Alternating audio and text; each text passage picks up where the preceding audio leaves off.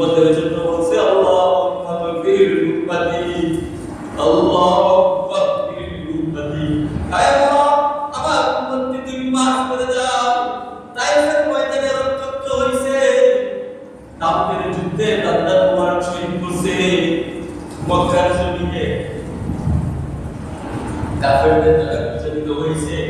বাইতুল্লাহ শরীফের মধ্যে নামাজ পড়তে বসতেছিল, আবু জাহেল আয়েশা বুকের দাড়ি গভীর পাতা মুবারকের মধ্যে দিয়ে দিছে। আবু জাহেল সেই আয়েশা গলার মধ্যে রশি চাপা দিয়া শ্বাসরুদ্ধ কইরা মাটি হচ্ছে। আখিরি নবী মুহাম্মদুর রাসূলুল্লাহ সাল্লাল্লাহু আলাইহি ওয়াসাল্লাম, তিনি একমাত্র আজকে আল্লাহ তাআলার সাথে কথা বলতে পারবে। কেমন নবী পাইলাম, কেমন নবী পাইলাম, নবী পাইলাম, নবীকে চিনলাম না, নবীর সুরত পাইলাম, নবীর সিরাত পাইলাম, নবীকে চিনলাম না। পাইলাম সুবহান মুসলমান হয়ে নবীরে চিনলাম, হাসরের ময়দানে নবীর সাফায়াত কিভাবে আশা করবা।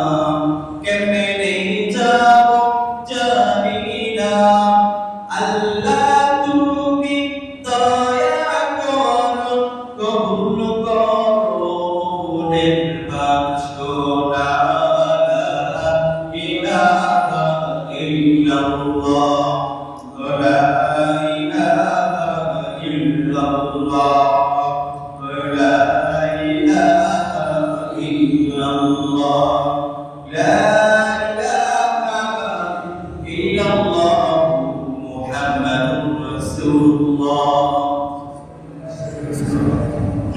بلغ العلا من كماله كشف الدجى في جماله حسبت جميع خصاله صلوا عليه وآله بلغ العلا من كماله كشف الدجى في جماله حسبت جميع خصاله صلوا عليه وآله আলহামদুলিল্লাহ মহান আল্লাহ তাআলার দরবারে শুকরিয়া যে রব্বে কারীম আল্লাহ তাআলা আমাদেরকে শাবান মাসের শেষ জুমা রমজান মাসের নিকটবর্তী সময়ে শুক্রবার দিন জুমার নামাজের পূর্বে প্রথম কাতারে মসজিদে আসা এবং বসার তৌফিক দান করেছেন। সাথে সাথে আল্লাহ পাক রব্বুল আলামিন আমাকে এবং আপনাদেরকে কিছু কথা বলার শোনার তৌফিক দান করেছে। মহান আল্লাহ তাআলার দরবারে একবার শুকরিয়া আদায় হিসাবে আলহামদুলিল্লাহ। আল্লাহ তাআলা চাইলে দুনিয়ার মধ্যে ব্যস্ততা, দুনিয়ার কাজের মধ্যে ব্যস্ততা রাখতে পারতেন, কিন্তু আল্লাহ পাক রব্বুল আলামিন আমাদেরকে পছন্দ করে জান্নাতি বাগান, দুনিয়ার মধ্যে সর্বোত্তম স্থান হচ্ছে মসজিদ, মসজিদের মধ্যে আসার তৌফিক দান করেছেন এবং দুনিয়ার মধ্যে সর্বোৎকৃষ্ট স্থান হচ্ছে বাজার। অনেক মুসলমান হতভাগা আছে এখনো নামাজের প্রস্তুতি দূরের কথা, এখনো বাজারে ঘুরতেছে, দোকানের মধ্যে আড্ডা দিচ্ছে, চা খাচ্ছে, সিগারেট খাচ্ছে, অথচ আজান দেওয়ার সাথে সাথেই ছিল দুনিয়ার সমস্ত কাজ থেকে ফারেক হয়ে মসজিদের মধ্যে আসা। রমজান আমাদের অনেক নিকটবর্তী চলে আসছে। আল্লাহর হাবিব রাসূলুল্লাহ সাল্লাল্লাহু আলাইহি ওয়াসাল্লাম রমজানের 2 মাস আগ থেকে রমজানের প্রস্তুতি নেওয়া শুরু করতেন, কিন্তু আমরা রমজানের কাছাকাছি সময় চলে আসছি, তারপরও আমাদের কোনো রমজানের প্রস্তুতি এখনো আমরা গ্রহণ করতে পারবো না। شهر رمضان الذي أنزل فيه القرآن আল্লাহ পাক রব্বুল আলামিন রমজান মাসের মধ্যে কুরআন শরীফটা অবতীর্ণ করেছেন। আল্লাহ পাক রব্বুল আলামিন কুরআন শরীফের মধ্যে বলেন শাহরু রমাদান আল্লাযী উনজিলা ফীহি, আমি এই কুরআন শরীফকে রমজান মাসের মধ্যে অবতীর্ণ করছি। রমজান মাসটা অনেক বরকতময়। রমজানের মধ্যে যারা রোজা রাখবে, যারা সিয়াম সাধনা করবে, আল্লাহ পাক রব্বুল আলামিন বলেন আমি আল্লাহ যারা রোজা আদায় করবে, যারা সিয়াম করবে, আমি আল্লাহ পাক রব্বুল আলামিন তাদেরকে কতটুকু সওয়াব দিব তা আমি বলি না। মুমিন বান্দাদেরকে আল্লাহ পাক রব্বুল আলামিন নেক কাজ করার দ্বারা, প্রত্যেকটা নেক আমলের দ্বারা আল্লাহ পাক রব্বুল আলামিন 10 থেকে 700 গুণ সওয়াব দিয়ে থাকে। কিন্তু আল্লাহ পাক রব্বুল আলামিন বলেন আমি আল্লাহ রমজানের সওয়াব, রমজানের নেকিটা আমি আল্লাহ পাককে নিজে হাত দ্বারা দান করব। সুবহানাল্লাহ। আল্লাহ পাক রব্বুল আলামিনের সিফাত অনেক বড়, আল্লাহ পাক রব্বুল আলামিনের অন্তরটা অনেক বড়। এইজন্য আল্লাহ পাক রব্বুল আলামিন আমাদেরকে রমজানের আমলনামার মধ্যে ছোট আমল দিবে না, ছোট সওয়াব দিবে না। আল্লাহর দিনটা যেমন বড়, আল্লাহর অন্তরটা যেমন রহমতে ভরপুর, আল্লাহ পাক রব্বুল আলামিন আমাদেরকে ঠিক তেমনি ভাবে আসরের ময়দানে রমজানের সিয়ামের সওয়াব আল্লাহ পাক রব্বুল আলামিন নিজ হাত দিয়ে দিবে। কোন হাদিসের মধ্যে বলা হয় নাই, কুরআন শরীফের মধ্যে বলে নাই আমি রমজানের সওয়াব এতটুকু দিব। আমি আল্লাহ পাক রব্বুল আলামিন আমার বান্দাদেরকে যারা রমজান আদায় করবে, যারা সিয়াম সাধনা করবে তাদেরকে এতটুকু সওয়াব বিধান করব।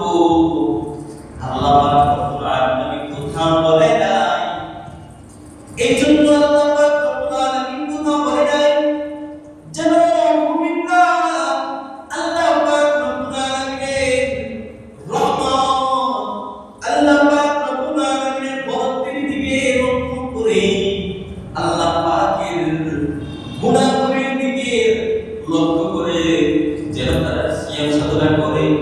মান সাবারা যারা সওয়াবের আশায় সিয়াম সাধনা করবে, রমজান মাসে রোজা রাখবে, আল্লাহ পাক রব্বুল আলামিন তাদের আমলনামার মধ্যে বড় বড় অনেক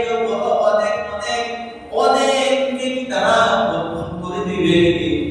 রাসূলুল্লাহ সাল্লাল্লাহু আলাইহি ওয়াসাল্লাম জুমার নামাজের সময় মিম্বরের মধ্যে উঠতেছিলেন, তিনটা সিঁড়ি বেয়ে উঠছিলেন।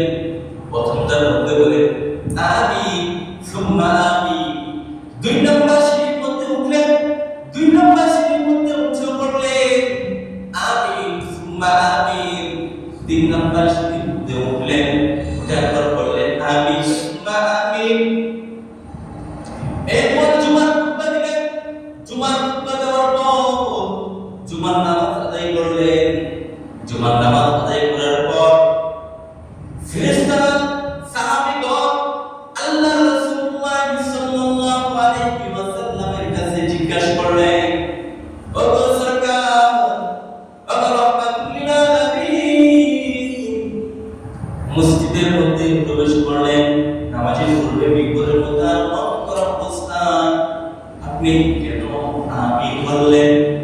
আপনি কেন আমিন বললেন? আপনাদের মুখে কোন বুঝতে পারি না, আমরা তো এর অর্থ বুঝতে পারি নাই, কেন আপনি বলেন? আপনি কি আমাদের কিছু জানাবেন? আল্লাহ নবী মুহাম্মদ আরবি সাল্লাল্লাহু আলাইহি ওয়াসাল্লাম সাহাবায়ে কেরামদের নিয়ে ডাকতে বলেন, সাহাবীরা রে, জিবরাইল আলাইহিস সালাম আমি যখন মিম্বরের মধ্যে উঠতেছিলাম, জিবরাইল আলাইহিস সালাম আল্লাহর পক্ষ থেকে এসে বললেন যে যারা রমজান পাইল, রমজান পাওয়ার পর তার জীবনের গুনাহগুলো মাফ করতে পারল না, আল্লাহ পাক রব্বুল আলামিন তাকে ধ্বংস করুক। বদদুয়া করলেন জিবরাইল আলাইহিস সালাম, দোয়া কবুলের জন্য আমিন বললেন। রহমতে আলাম নবী, নবী মুহাম্মদুর রাসূলুল্লাহ সাল্লাল্লাহু আলাইহি ওয়াসাল্লাম বলেন তো দেখি এই দোয়াটা কবুল হবে কিনা? কোনো বর্ণনা ছাড়াই এই দোয়াটার সাথে সাথে আল্লাহ পাক কবুল করে দিয়েছে। যারা রমজান পাইল, এত বড় একটা সময় পাইল, 11টা মাস, 11টা মাস তো দুনিয়ার নিয়ামতের মধ্যে উঠলো ছিলেন, শুধু আল্লাহ পাক একটা মাস নির্ধারণ করে দিয়েছে, বান্দা 11 মাস গুনাহ করছো, এই একটা মাস আমার কাছে মাফ চাও, একটা মাস আমার কাছে ক্ষমা চাও, যার রিজিকের প্রয়োজন আমার কাছে চাও, যার যে হাজত আছে আমি আল্লাহ পাক রব্বুল কাছে চাও, আমি আল্লাহ পাক রব্বুল আলামিন সাথে সাথে ওই হাজত, ওই যে জরুরতগুলো আছে সব পূরণ করে দেব, গুনাহগুলো মাফ করে দেব।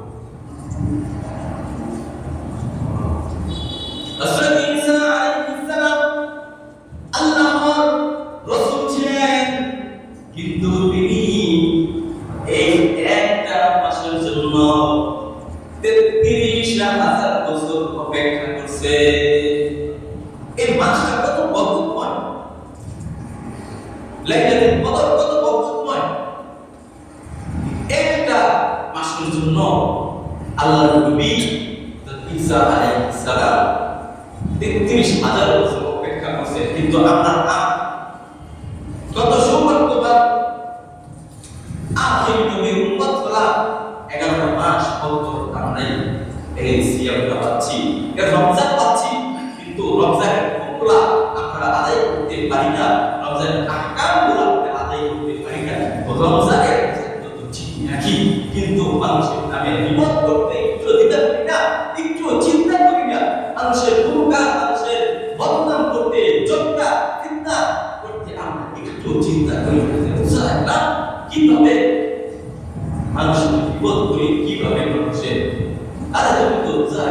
করে, কিন্তু যখনই তুমি গীবত করলা তখনই তোমার রোজাটা হালকা হয়ে গেল। কিভাবে তুমি মানুষের গীবত করবে? দীর্ঘ 11 মাস মসজিদে আসা না, আল্লাহ 5 ওয়াক্ত বান্দাদেরকে ডাকে, আয় আয় আমার কাছে আয়, জানো যত কাজ আছে আমি আল্লাহর কাছে চা, আমি আল্লাহ পূরণ করে দেব। আমি তো গফফার, আমি তো গফফার, আমি আল্লাহর কাছে চাইতে দেরি করবা, আমি আল্লাহর কাছে দেরি করব না। কিতাবের মধ্যে আসছে, এটা খুবই নামক একটা কিতাব, কিতাবের মধ্যে আসছে আল্লাহর এক বান্দা দীর্ঘ সময় নিয়ামত পাইলো, আল্লাহর নিয়ামত পাইলো, কিন্তু আল্লাহ পাক রব্বুল আলামিনকে একবার ডাক দেয় নাই, একবার বলার সুযোগ পায় নাই। আল্লাহ একটু শুনে শুরু করি, আল্লাহ আল্লাহ, আল্লাহকে ডাকে খুশি হয়ে যায়। আল্লাহ দুনিয়ার মধ্যে ছোট ছোট বাচ্চারা যখন বাবাকে ডাকতে বাবার মনটা খুশি হয়ে যায়, মাকে যখন ডাকতে মার মনটা খুশি হয়ে যায়, আর আমরা যখন আল্লাহকে ডাকি আল্লাহ কত খুশি হয়ে যায়। আল্লাহ বলে যা যা যা, জিবরাইল আলাইহিস সালাম আল্লাহ পাক রব্বুল আলামিনের কাছে ডাকতে বলে, আল্লাহ তুমি অমুক বান্দা, তোমার অমুক বান্দা এত বছর হায়াত পাইল, কিন্তু তোমাকে একবারও না পেয়ে তোমাকে একবারও ডাকিনি। আল্লাহ পাক রব্বুল আলামিনের সাথে সাথে জিবরাইল আলাইহিস সালামকে ডাকতে বলে, এরে জিবরাইল, ওই বান্দাটা তো আমার রহমতের মধ্যে ডুবন্ত আছে, আমার রহমতের মধ্যে আছে, আমার নিয়ামতের মধ্যে ডুবন্ত আছে, এই কারণে তার সুযোগ হয় না আমি আল্লাহকে ডাক দেওয়া। তুমি তার বুকের মধ্যে একটা রক্তটা বন্ধ করে দাও। জিবরাইল আলাইহিস সালাম আল্লাহ পাকের আদেশ মোতাবেক বুকের মধ্যে একটা রক্তের রক্ত চলাচল বন্ধ করে দিল। ঠিক তখনই বান্দা আল্লাহ পাক রব্বুল আলামিনের ডাকতে আল্লাহ আল্লাহ সাথে ডাক দিয়ে বলল, লাব্বাইক ইয়া আবদি, হে বান্দা আমি উপস্থিত, আমার কাছে যা, আমার কাছে যেতে দেরি করবি, আমি দিতে দেরি করব না, আমার কাছে যা, চাইতে দেরি হবে, দিতে দেরি করব না। দুনিয়ার মধ্যে ভিক্ষুকরা যখন মানুষের কাছে ভিক্ষা চায়, সৎকার চায়, একবার চায়, দুইবার চায়, তিনবার চায়, তৃতীয়বার চাওয়ার সাথে সাথে মানুষের অন্তর কম্পিত হয়ে যায়, মানুষের অন্তর গরম হয়ে যায়, গরম হয়ে যেতে বলে তোমাকে একবার দিচ্ছি না, আবার নষ্ট। কিন্তু আল্লাহ পাক রব্বুল আলামিন বান্দাদেরকে ডাক দিয়ে বলে, আমার কাছে যত চাবি আমি দিয়ে দেব, আমি একবার নারাজ হইব না। আমি আল্লাহর কাছে যত চাইবা, আমি আল্লাহ পাক রব্বুল আলামিনের কাছে যত হাজত আছে, যত যুবত আছে, যত হাজত আছে, চা চা চা, 3 বার চাবি, 10 বার চাবি, 100 বার চাবি, 1000 বার চাবি, আমি আল্লাহ সন্তুষ্ট হব না, বরং আমি আল্লাহ অনেক আনন্দিত হব, অনেক খুশি হব। এই জন্য আমি আল্লাহ তোকে দিয়ে দিব। কিন্তু আমরা তো আল্লাহর কাছে চাইতে জানি না, আমরা আল্লাহর কাছে নিতেও জানি না। আল্লাহর কাছে একটা ওসিলা দিয়ে আমরা চাবো, আল্লাহ বান্দাকে দেওয়ার জন্য একটা ওসিলা চাই, একটা ওসিলা দেখে কোন ওসিলা দ্বারা বান্দাকে যেন আল্লাহ পাক রব্বুল আলামিন মাফ করতে পারে। কিন্তু আমরা তো আজকে সেই ওসিলা খুঁজতে থাকি না। হাসরের ময়দানটা কত ভয়ঙ্কর হবে, কত ভয়ঙ্কর হবে। প্রত্যেকটা নবী ইয়া নাফসি করতে থাকবে, উম্মাহগুলো পেরেশান হয়ে সূর্যটা মাথার নিচে চলে আসবে, সূর্যটার কারণ মাথা আন্ধার নিচে চলে আসবে। সূর্যের যে গরমের তাপ রয়েছে, তাপের কারণে কারো মাথার অবস্থা বাতের ফুটন্ত পানিতে টকবক টকবক করতে থাকবে। উম্মাহগুলো বান্দাগুলো পেরেশানি হইয়া হযরত আদম আলাইহিস সালামের কাছে যাবে হযরত আদম আলাইহিস সালাম বলবে আমি আজকে নিজেই নাফসি নাফসি করছি আমি নিজেই জানি না আজকে আমার কি অবস্থা হয় হযরত ইব্রাহিম আলাইহিস সালামের কাছে যাবে হযরত ইব্রাহিম আলাইহিস সালাম একই কথা বলবে ইয়া নাফসি জানি না আমার কি অবস্থা হয় আমি কিভাবে আল্লাহর কাছে তোমাদের জন্য সুপারিশ করব হযরত ইব্রাহিম আলাইহিস সালামের কাছে যাবে হযরত ইব্রাহিম আলাইহিস সালাম একই কথা বলবে ইয়া নাফসি আমি কিভাবে আজকে নিজের জন্যই ভয় হচ্ছে আমি কিভাবে তোমাদের জন্য আল্লাহর কাছে সুপারিশ করব হযরত ঈসা আলাইহিস সালামের কাছে যাবে হযরত ঈসা আলাইহিস সালাম ডাক দিয়ে বলবে আজকে যদিও আমি আল্লাহর কাছে সুপারিশ করতে পারবো না আজকে আমি যদি নিজের জন্য চিন্তিত তাহলে আমি তোমাদেরকে একটা রাস্তা দেখাতে পারি সেই রাস্তাটা হচ্ছে একমাত্র তোমরা আজকে যে আল্লাহর সাথে কথা বলতে পারবে একমাত্র ব্যক্তি হচ্ছে আখিরি নবী নবী মুহাম্মদুর রাসূলুল্লাহ সাল্লাল্লাহু আলাইহি ওয়াসাল্লাম তিনি একমাত্র আজকে আল্লাহর সাথে কথা বলতে পারবে কেমন নবী পাইলাম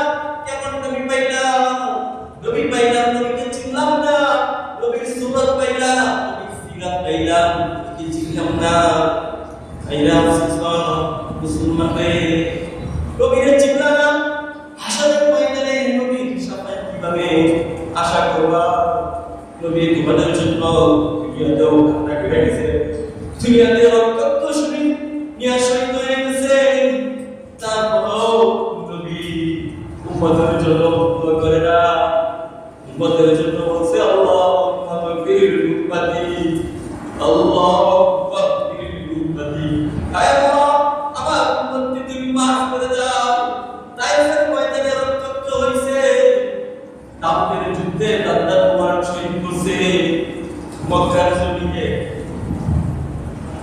কাফেরদের দ্বারা বিচলিত হয়েছে বাইতুল্লাহ শরীফের মধ্যে নামাজ পড়তে অবস্থা ছিল আবু জাহেল আয়েশা বুকের দাড়ি গুলি পাতা মুবারকের মধ্যে দিয়ে দিয়েছে আবু জাহেল সেই আয়েশা গলার মধ্যে রশি চাপা দিয়া শ্বাসরোধ কইরা মারতে চাইছে তিনটা বছর কারারুদ্ধ ছিল নবী তারপরও ওদের জন্য দোয়া করে না শুধু আল্লাহর কাছে বলে আল্লাহুম্মা গফির উম্মতি আল্লাহুম্মা গফির উম্মতি আল্লাহ ইয়া রহমানকে মাফ করে দাও দুনিয়ার মধ্যে উম্মতের জন্য কান্না করছে অন্য কোন নবীগণ অন্য কোন রাসূলগণ দুনিয়ার মধ্যে উম্মতের জন্য কান্না করে না শুধু একমাত্র আমাদের নবী মুহাম্মদুর রাসূলুল্লাহ সাল্লাল্লাহু আলাইহি ওয়াসাল্লাম একমাত্র নবী যিনি উম্মতের জন্য কান্না করছে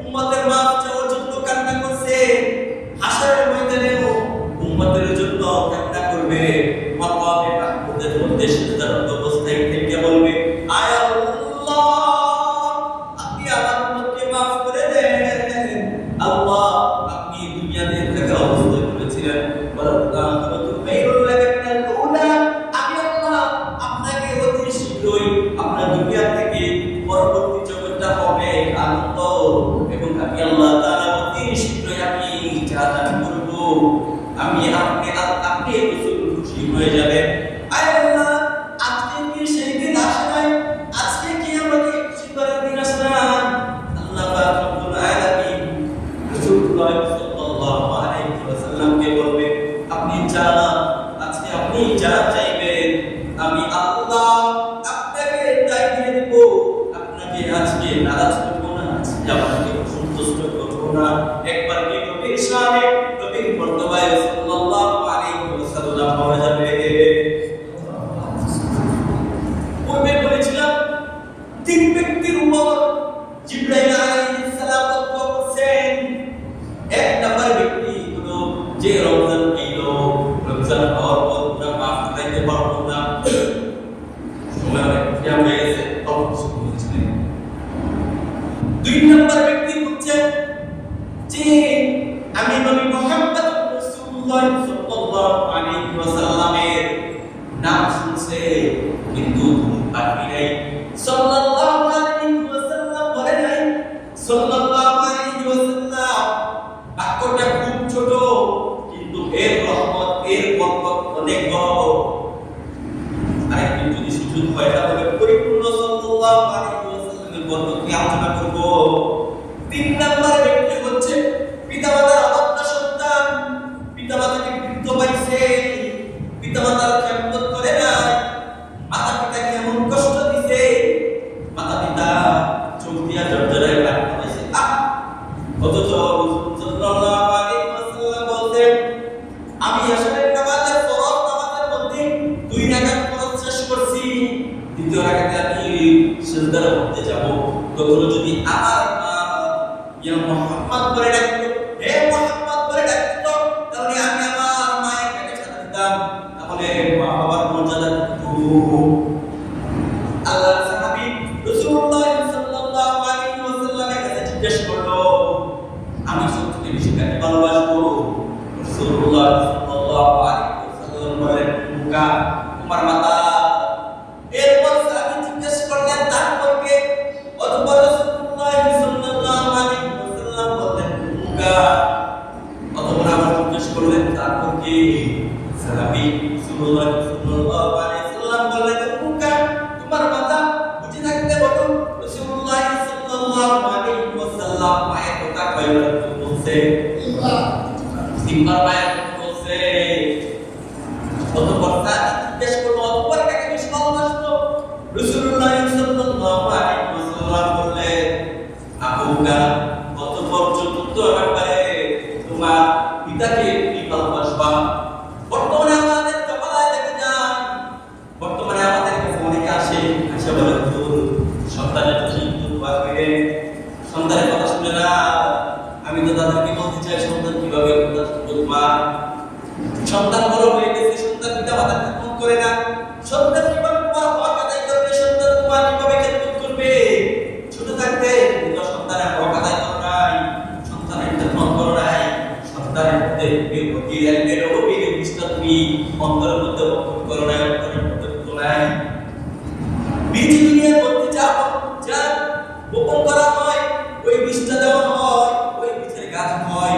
তুমি তো দুনিয়ার মধ্যে আসার পর শিক্ষা দিছো নাস্তিকার মুক্তাদের, তাহলে তোমার সন্তান তো ওই নাস্তিকার মুক্তাদের আচরণই করবে, তোমার খেদমত করবে না।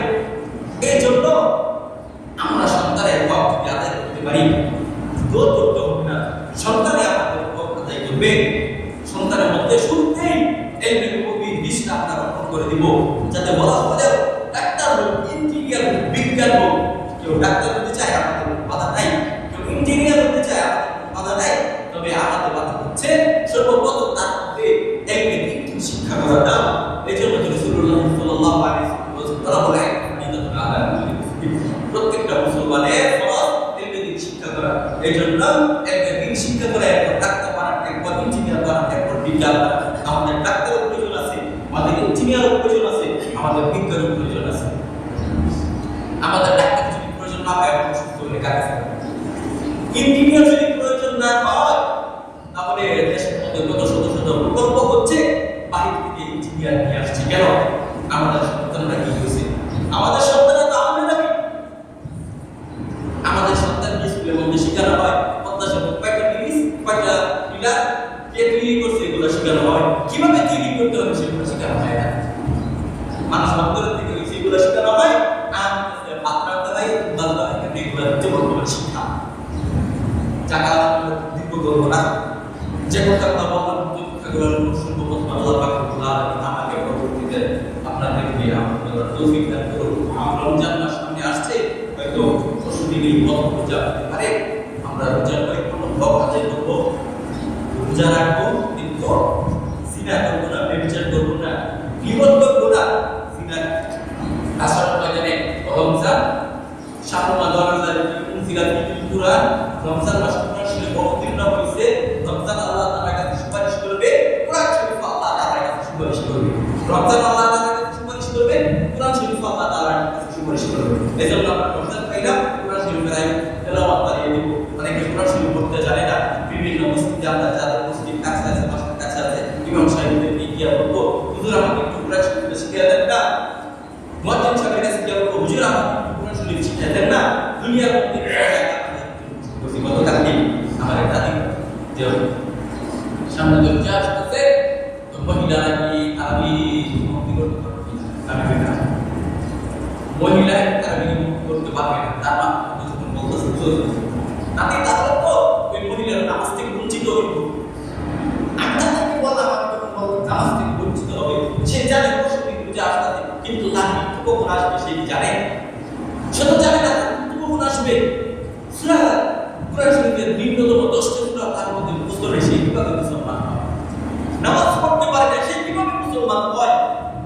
জন্য আপনি তাকে শিখান, শেখানোর পরে সে শিখুক, এরপরে সে নামাজ পড়ুক।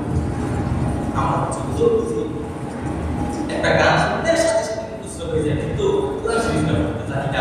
মসজিদের মধ্যে 10টা মিনিট একটু সময় যদি নামাজ পড়ে হয়ে যায়, অথচ দুনিয়ার মসজিদের মধ্যে যতক্ষণ সময় বসে থাকে ততক্ষণ নেকি। রমজান মাসে আমরা বেশি বেশি ইবাদত করার চেষ্টা করবো। মামা আকিদনা ইল্লাল্লাহ